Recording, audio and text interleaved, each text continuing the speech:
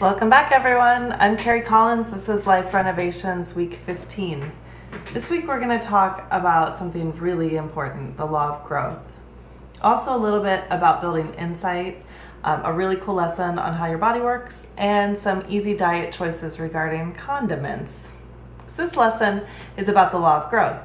We totally understand growing. We've all done it, and it wasn't without plenty of growing pains. We're taught that we stop growing sometime around the time we turn 18, but we all know that that's not true because an 18-year-old and a 40-year-old physically look a lot different. As children, we grow and adapt to our surroundings. We outgrow shoes and clothes, and we toss them out and we buy new ones.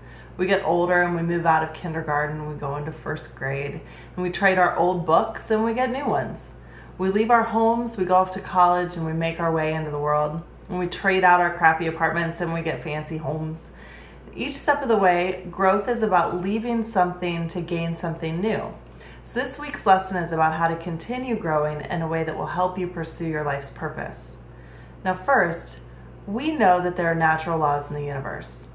The law of gravity and the law of electricity are two that we've talked about a lot in class. We also have laws that are more metaphysical in nature, like the law of causation, the law of abundance, the law of love, and the law of attraction. All of these laws share some of their own laws. They're designed for our benefit. We can't escape them. They act in silence, and we have a choice to live in harmony with them or not. For instance, gravity is fantastic. It keeps us in one place, among other things, but there's no denying that there's a benefit to us being in one place. We can't escape gravity no matter how hard we try. It's constantly acting upon us, silently, but it doesn't ever end, really ever, unless you go to the moon, but that's a different story. Now, we're allowed to live in harmony with gravity or not. If I decide that I'd rather jump everywhere I go, I can do that, but that's not really living in harmony with gravity, and it's going to cause me a lot of unneeded effort and unhappiness because gravity will always win.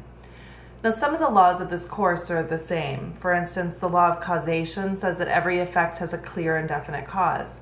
Now, this is a law that benefits us because we know that the things we do will have an effect, and the things that happen to us have a cause.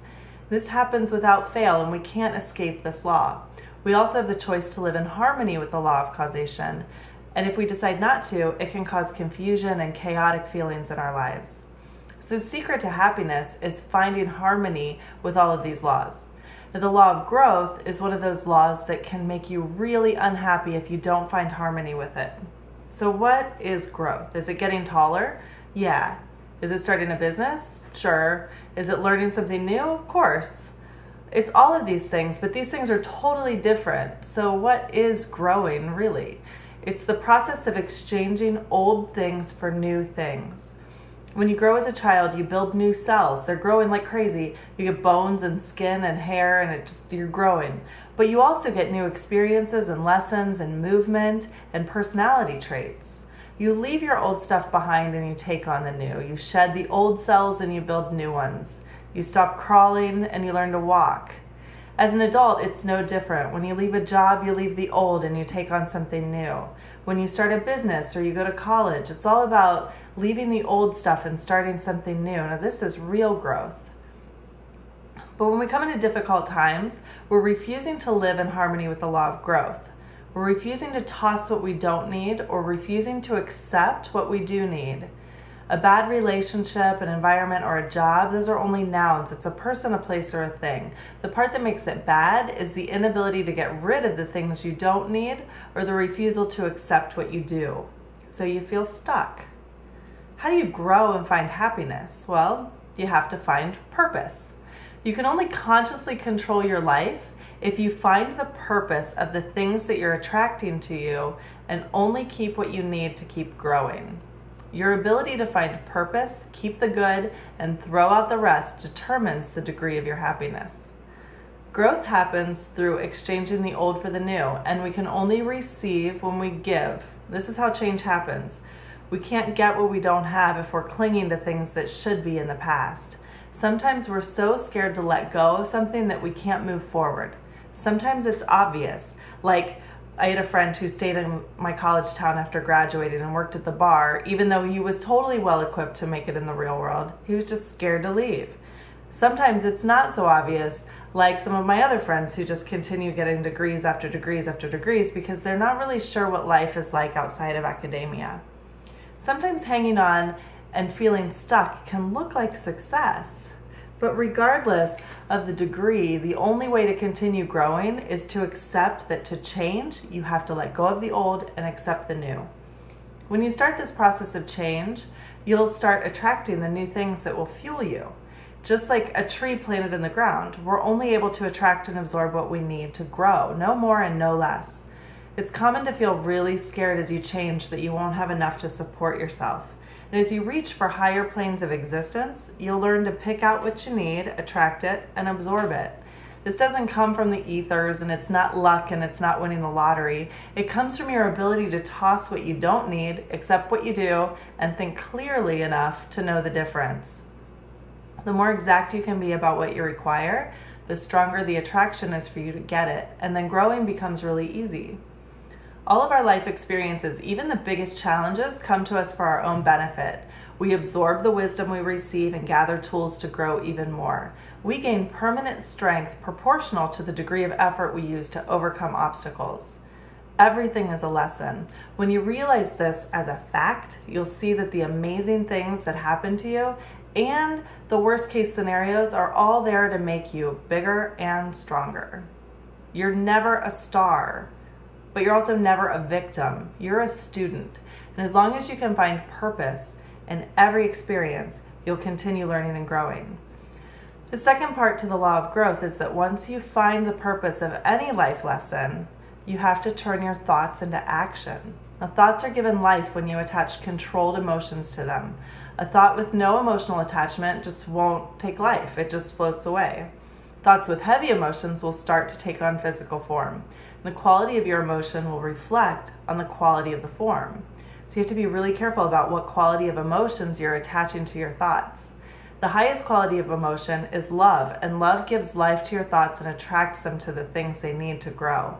So the law of growth states that thoughts plus love equals vitality. Vitality is life, and everything that is alive is constantly growing. If you want your thoughts to manifest, they have to be full of love, but controlled and guided by your intellect and reason. Then you'll start to attract to that thought all the things you need for it to grow and mature. So what happens when thoughts grow? Well, you put a seed in the ground and you water it, and it sprouts underground and it pushes up through the soil and it buds into a flower and you have a plant. Thoughts also have a growth cycle, but it's a little different. Thoughts start in your mind. They have no physical form, no actual form. When you attach emotion to the thought, it's given vitality. It becomes alive and it starts to grow. The first time a thought takes actual form is in words. Next, it's given motion when somebody hears it or they read it. And finally, it takes a visual form in some sort of action. So let's break that down. Thoughts are carried in words. Each group of letters is like a little boat carrying your thoughts around. People say that words have power, but if I look at a word written in Japanese, which I don't speak, it means nothing to me. It's just symbols that I can't understand. I think it's kind of funny. I mean, it's not funny, but odd funny when I see posts online in languages that don't share the same alphabet as mine, and I can't even sense the person's mood. And I'll try to figure it out by looking at the picture. Like, are they happy? Are they sad? Are they writing about food? Is something wrong with it? I don't even know. I can't tell. When I see words written in English, though, which I do speak, I do find that these words are able to hold meaning. They're actually like this little word is holding someone's thoughts, and I'm able to read or hear that person because of it. The words are the blueprint of our existence. You have to select them carefully and intelligently with your life's purpose in view. The written word is by far one of the most powerful things we have as humans, and it separates us from the rest of the animal world. Because of words, we're able to learn the history of where we've come from and where we might go. We're able to get into the minds of all the great philosophers, the scientists, the geniuses, and the poets of all ages. Every book in the library or page on the internet is a combined record of all the information we possess today. Each book is a snapshot into the mind of someone who felt the need to put his or her thoughts into motion. This wealth of information is the materialization of the vitality of thought. It's the universal mind. The universal mind is omnipresent, omniscient, and omnipotent. Remember that? It's all documented or has the ability to be documented and shared because of written words. Now, in the Master Key System, Charles Heniel wrote, "Accuracy in building words and sentences is the highest form of architecture and civilization and is the passport to success." Now, I couldn't agree more. Words are like little building blocks for thoughts, and they build these huge, elaborate palaces full of genius. It's pretty powerful. Now, once a thought is put into words, it gets set in motion by being heard or read, and then the words start to create action. Now, they might start to manifest in physical form, but only in harmony with the emotion that's attached. So if you want abundance, you can only think and talk and write about abundance. Thoughts will manifest into physical form. So if you just can't afford to use anything but constructive and harmonious language. You have to keep this in mind when you're journaling or when you're talking, but very much more so when you're posting something publicly online. Every Facebook or Twitter posting needs to be in harmony with the life you want for yourself. You're putting it out there in the universal mind. It is a documented part of your history and your future. So be really careful about what you're putting out there. When they're read, your thoughts are in motion and they'll start to take physical form. If you're going to put your thoughts out into the world, choose them carefully and keep them positive. When you think clearly and accurately about what you really want, you can manifest more quicker. And we've learned that universal thought has the goal of creation. We also know that our own individual thoughts are also creative. And we've learned that thought is substance, that it has life and energy. It lives, eats, reproduces, and dies. So if you want your ideal goal to be beautiful and strong, you must see to it that the words you use to create this ideal goal are really carefully put together. Your words are your thoughts growing to objectify themselves in the form that they're given. The beauty of the object that you're trying to build, the idea that you want to build, coincides with the beauty of your thoughts and the power of your words. If love gives thoughts vitality, then choosing a word with a high quality emotion will give more life to your thought, and it'll have an easier time growing. Vital thoughts are more powerful based on where they lie on the spectrum of positivity. Now, this spectrum is like the light spectrum. It has low vibrations, which are negative thoughts, and it has high vibrations, which are positive thoughts. Now, ideally, your thoughts vibrate on the higher levels of the spectrum.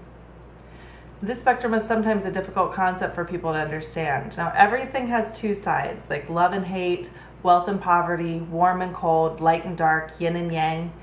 All of these things are actually one and the same, even though you've been taught that they're opposites.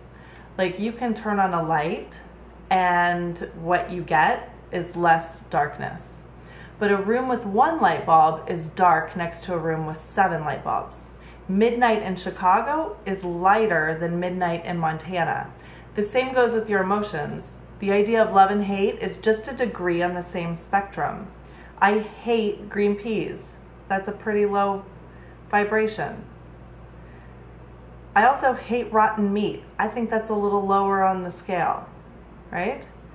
In comparison to inedible food, green peas are fantastic. It's all a spectrum. It's also true with abundance and poverty. A person living on the streets in Chicago has access to food pantries and shelters and water fountains and toilets, while a person in a third world country might not have clean water, shelter, or food. The street person in Chicago is much richer than the other, just like a millionaire is poor compared to a billionaire. Your job is to find yourself on the highest level of the spectrum that you can be. The higher you are on the spectrum, the higher your thought vibrations are and the more vitality they can have. So when you find yourself on the low end of the spectrum, you raise it by adding more good. The law of compensation says that the appearance of a given amount of energy anywhere means the disappearance of the same amount somewhere else. The light will replace the darkness because there's an energy exchange. You don't have to sit around in a dark room like shoveling out darkness. You just have to add more light. It's similar like when you fill up a bottle of water. The air has to leave it. It goes somewhere else. It's just a universal law. Now, I see this a lot with health and disease. They're two sides of the same spectrum. A person with a common cold is sick in comparison to someone who's really healthy, but considered really healthy compared to someone suffering from a chronic disease. Many times in our current health system, doctors spend time treating illnesses or shoveling out the darkness through pills and surgery, and ignoring all the things they could do to bring healthy habits into their patients' lives. And you have the ability yourself to decide to pull yourself up higher on the spectrum of whatever's bothering you, your health, happiness, love, wealth, or success, anything. All you have to do is focus on bringing in the things that vibrate higher on the spectrum. So for instance, people with type 2 diabetes can take medicine and pretend like nothing's wrong, or they can also add in diet change and exercise. Eventually, the healthy habits will take over and the body finds its equilibrium, sometimes completely curing them. We know that this is true because we've seen it. Now, I've heard a lot of stories of people being cured of like life-threatening diseases just by doing affirmations alone. It's a little shaky. I mean, I believe in Western medicine, don't get me wrong, but the best thing you can do alongside of your doctor's plans is to focus on bringing more health into your life and raising yourself up on that health spectrum. Another example is obesity. Being thin or obese is just a spectrum. There's no magic number of what's obese and what's thin. In fact, too much of either is actually really unhealthy. Many times people who are overweight focus on shoveling out the fat instead of bringing in the thin. Now this happens with crash diets, with pills, with surgery. I mean, they're just quick fixes. The weight comes back because even as you remove it, it'll be replaced if you don't raise your place on the spectrum. If you focus on vibrating like a thin person, you're changing your thoughts and emotions surrounding weight and attracting to you the things that you'll need to be thin. Your entire life cycle will change as you throw out your old habits and take on new healthy ones. Diets don't work until you change the way your thoughts are vibrating. Now, a positive thought is vital and contains life and takes root. Eventually, it must displace negative thoughts because they don't have vitality. They're not alive. This is how you destroy every lack and limitation in your life. When you're thinking on the high end of the spectrum, you'll attract things to fuel your growth and allow the things you don't need to just dissipate, just like darkness leaves a room when you turn on the lights. Now, I know just as well as anyone else that keeping positive can be really difficult in the face of challenges. Sometimes when you're going through a tough time and someone says it's happening for a reason, or one day you'll see the lesson in this, you just want to grab them and punch them in the face. I know. It's hard to stay positive when things crash down around you or when it seems like a lesson is constantly repeating itself. This brings me up to the point of today's lesson. We have to build up our mind's ability to examine facts and conditions at a long range so that we can understand the challenges and opportunities we might face before they even come up. And this is called insight. Having insight allows us to be prepared when the challenges do come up so that we can overcome them before they become a serious problem. Insight also allows us to plan for when things are going really well so that we can keep our thoughts moving in the right direction and not waste time or energy on something that isn't leading us towards our goal. Insight comes from your inner world and is developed in the silence during your meditation by concentrating. When you spend time being insightful, you're able to accept growth, leave things you don't need, accept the new stuff, and raise your level of vibration on the spectrum of positivity. So this week, your journaling will focus on the written word, while your meditation will focus on building insight. So for your journaling this week, I want you to sit down and write down your life's purpose. Yikes. For nearly 4 months, we've been fine-tuning what your greatness really is, and today I want you to finally put it in writing. Sit in a place where you won't be disturbed with a notebook and a pen and freely write what you would like to contribute to the world, what you found yourself drawn to, and your highest aspirations. This is your Jerry Maguire manifesto. It's your time. Don't leave anything out and don't edit. Allow thoughts of all kinds to manifest on your paper. Your dreams, your goals, your visions, how it'll help society, how it will help you. Don't worry if you're not sure yet or if you have a whole lot of ideas. Just write freely. Allow yourself to write your fears as they come up too. Try to be as specific as possible about what you've discovered about yourself over these past few months and how you're going to use what you've learned to make yourself happier, more successful, and how that's going to make the world a better place. Every day before you meditate, I want you to spend at least 15 minutes with this description of your life's purpose. Edit it like you would edit an essay in school. Red pen, cross it out.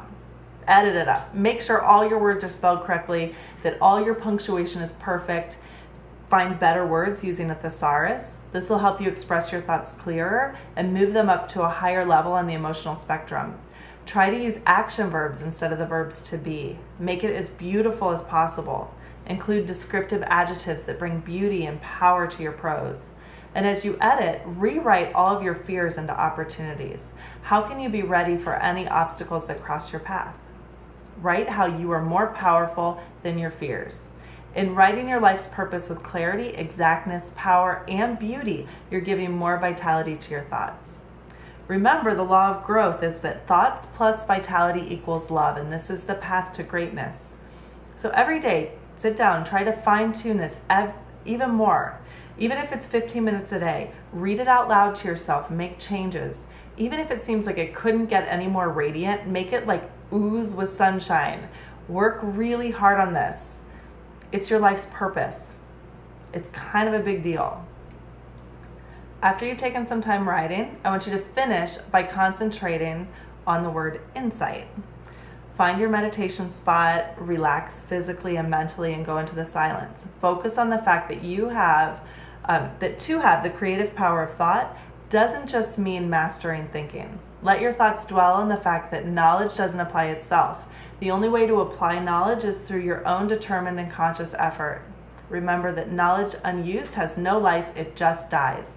Knowledge given positivity lives and grows. It grows through words and starts to take action. So how are your words starting to manifest? Based on your writing, what can you expect to challenge you, and how will you know when you're on the right path? Take this time to really examine the facts about your purpose and what conditions might come up in the future. Don't allow challenges to become anxieties, but find a solution to turn your fears into opportunities. We're not practicing anymore. This is the time to silently focus intently on your life's purpose. It's time to grow up. It sounds dramatic, but the quality of your happiness for the rest of your life depends on your ability to concentrate on this very thing. Do this meditation like your life depends on it. I'm so dramatic. Okay, moving on to fitness. So this week, I want you to continue whatever physical fitness you've chosen, whether it's a 30-minute walk or whether you're doing something different based on what you're practicing. And also stretches in the same order you did them in last week. But I want you to be aware of something this week. As we grow, our body learns to protect us by removing old habits and replacing them with new habits. This is good for a while, but in your body, it can cause all sorts of problems. Children are only born with one fear. It's the fear of falling. As we grow up, we accept the fact that we don't want to fall, and we put out a foot to catch us, and then another foot to catch us, and we learn to walk. With each stage in our development, we're learning more and more lessons about what hurts and what doesn't by experience. You learn that hurting yourself is a really bad idea, and so you take care to make sure that you don't. You learn that falling down the stairs causes pain. Your subconscious accepts the fact and self-corrects to balance you so that you don't fall again. When you learn to ride a bicycle, you found that leaning too far would cause you to crash. Crashes are painful. Your subconscious learns something new and self-corrects so that when you feel a lean, you learn to find the balance. As we get older, we experience pain in all sorts of ways: physical, mental, emotional, and spiritual pain. Our subconscious hates pain and strives to keep us in balance. And it's a good thing because the avoidance of pain is what keeps us alive. Where the survival mechanism turns into a hindrance is when our body self-corrects on top of another self-correction. For instance, if you're in a sudden car accident and you get whiplash, your subconscious has no reason to believe that the threat isn't a constant threat. Even though most of your life you can drive without fear, your subconscious knows two things. Number one, that you're in a car, and number two, at any point you could hurt your neck again. So the subconscious sends signals to your muscles to tighten up just in case. Your muscles become chronically tight in your neck, which might cause pain, which your body hates and tries to fix. But not through releasing the neck, because there's fear of another car accident and you need that tightness just in case. So let's say later that morning you're at work and your neck hurts. So here I am with the tight neck. Your subconscious goes about ways to remove that pain, and when it finds one, it sticks. It's similar to like when you fall off your bike, you lean too far. And then you learn to lean the other way when you do, and then you find the balance, right? It all evens out. Your muscles do the same thing when you're older. So if my neck is constantly tight because of the past car accident, then when I get to work and my neck hurts, I might find that it's alleviated by tightening my chest and hunching forward. It masks the pain in my neck, and my body sees it as a good solution, so it sticks. But next thing I know, I'm constantly hunched forward. Pain in my neck is only hidden by the imbalance in my chest. Eventually, this chest tightness causes other problems. Like I can take the pressure off of my tight chest by contracting the muscles in my low back. Your body started this process of compensation that's allowing imbalances to protect you from pain without removing the original cause. This process is elevated every time you find yourself in a situation that either causes pain or triggers the fear of pain. I believe this is our body's way of protecting ourselves. And it's the cause of all structural and postural imbalances in the body and what makes someone look older than they really are. Now, I'm holding this posture for this very purpose. Look at how old I look. Now, when I remove the problem, like say I take my low back out of the equation, and then I take my chest out of the equation, and then I take my neck out of the equation, I can remove what looks like years from my appearance and how I feel inside. Now, this can be fixed with your stretching exercises with patience, but it can be removed much quicker through private sessions with a Kihara instructor or resistance stretching trainer. Now this week, I'd like you to continue your stretches in the same order as last week, noticing how you're removing postural imbalances. Each time you stretch to create balance, you're reversing the process of structural imbalance. Be insightful this week. Realize that moving your body in ways that are painful brings about feelings of fear, and moving in ways that are beneficial to your body brings about feelings of pleasure. Your body hates pain and it'll do anything to stay out of it. By staying in pleasurable planes of motion, you'll be able to remove the unpleasurable feelings and remove the imbalances. It's just like the spectrum. If you're really struggling with pain, though, I highly recommend contacting me about finding someone to stretch you in your area. Now, these layers of protection can be removed through self-stretching, but they can be removed even faster through assisted stretching. You will feel stronger, more confident in your body, and you'll look and you'll feel younger. It's really important to take these layers off. Now, your diet challenge this week is really simple. I want you to lay off the condiments. We so often use sugars, vinegars, and fats to overshadow the taste of our food. And did you know that just 1 tablespoon of butter on your vegetables adds over 100 calories? Leaving the mayonnaise off your sandwich can save you over 600 calories a week. It's not just that you're adding calories, you're losing opportunities actually for really good nutrition. The point of this week isn't to deprive yourself of something, but to break your habits and expose you to new tastes and new options. Toss out what you don't need and accept what you do. Now, I love a good hamburger with ketchup and mayonnaise and mustard and dripping. It's great. Don't get me wrong. There's a time and a place for enjoying food this way, and it doesn't mean that you have to cut it out completely. But we've become creatures of habit, smothering our food in condiments to cover the taste. As you go through this week, I want you to notice how often you cover your food in something just because you think you should. For instance, do you put ketchup on your French fries because you really love the taste, or just because that's what you do? Do you put salad dressing all over your salad because you really love it, or is it just a habit? Think about things this week and get a little more creative with finding better options. Here are a couple that I want to just give you some easy substitutions. On a sandwich or, when you're making a sandwich, use mustard instead of mayonnaise. You don't need both. Mustard seeds are a great tonic for inflammation and have antiseptic and antifungal properties. A tablespoon of mustard has 1/3 the calories of mayonnaise, and it actually can add more flavors to your sandwich. It's a really good option as a substitution.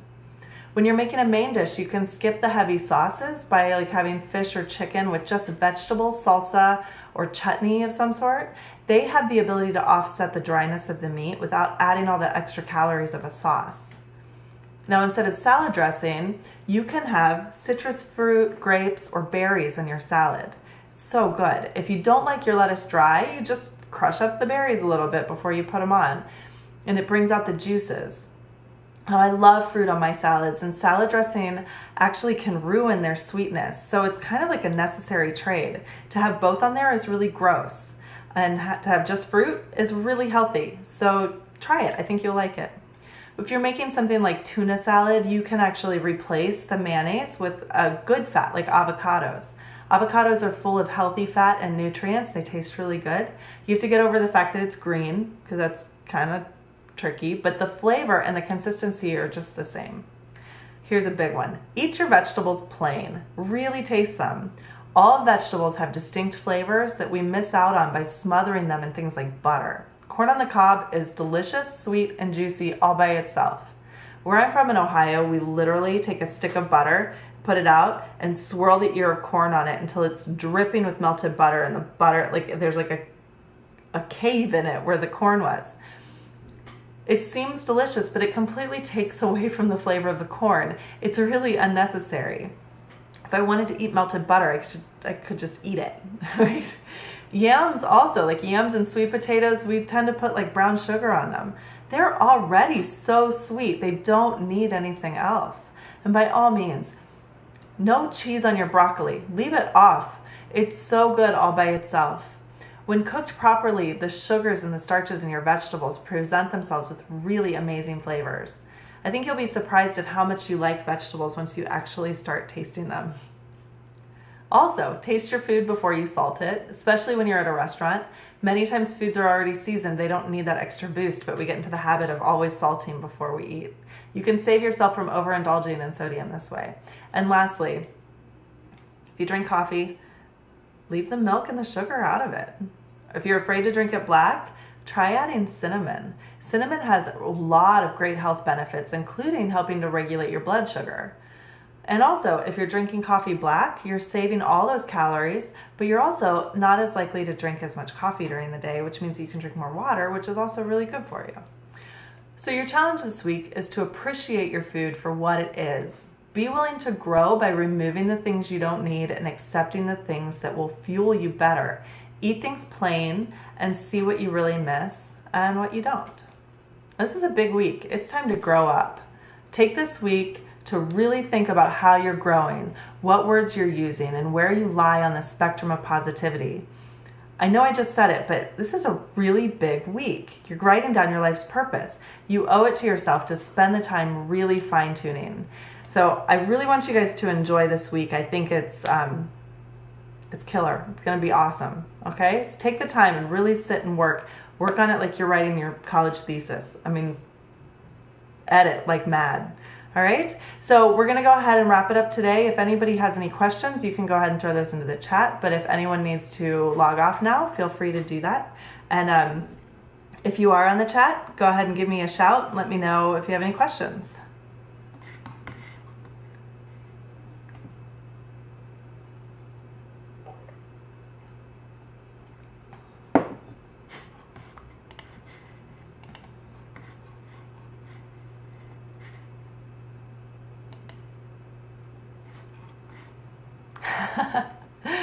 Teresa says, thanks for the kick in the butt. It's definitely time to grow up. You know, you have no idea. I've had so many people this week tell me things that are, it's like sometimes people throw your words right in your face and it's like, man, you're right. I said that. It is. It's time to grow up. All of us, me included. And you know, it's not that hard. You just have to learn to throw away the things you don't need, and you need to learn to accept the things that are right in front of your face. So true. So, so true.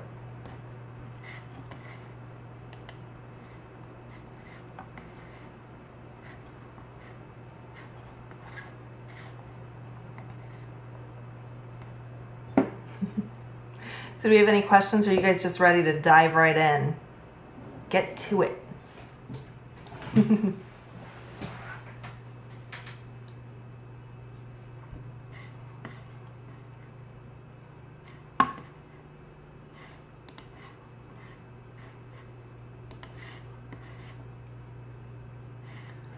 Yeah, it's a heavy week this week. It's not one that's a big discussion week. It's just kind of like okay, time to go, time to get to it. So I'm going to go ahead and let you guys log off. It's great to see you all this week, and we'll see you next Thursday at noon. All right, take care.